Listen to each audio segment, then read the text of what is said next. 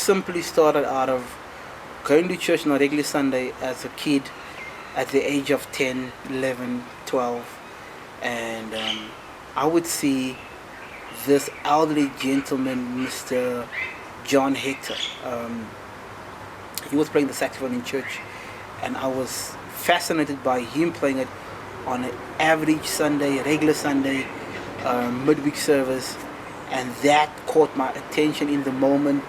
Right then, I was just about 14, 15, the beginning of my secondary high school education career, and that's where the love of music literally started. From there, February 1997, I had a dream playing the saxophone. That particular morning, I got ready for school, and the distance between home and school was about a good 30 minutes. Took a walk, and I couldn't stop thinking about this dream that I had. Came back from school that day, sitting down with homework. I then asked God in the middle of that homework session. I asked God, "Is this Him speaking to me?" 2 months later, I had the exact same dream. Not too long after that, my mom, Emilia Erasmus, bought me my first saxophone. And so that confirmed the fact that having the dream and having the instrument became a reality. Mr. John Hector, then the same gentleman that played in church now was teaching me. I went to his house every Saturday. And so we would spend hours before we had youth at the same place.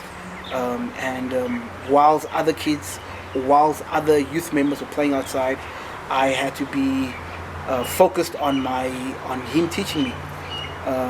The same gentleman then gave me a book that I studied on a regular basis on an average day after school, and he would then give me reeds that he used to kind of like experiment on them, and through that I developed my own sound on the saxophone.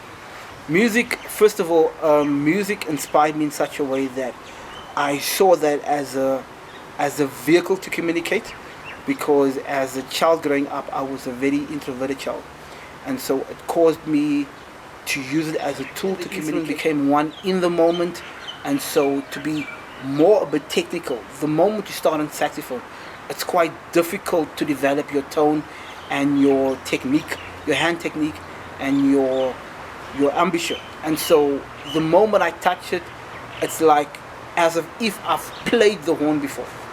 My tone was immediately there, and so that inspired me to push it forward.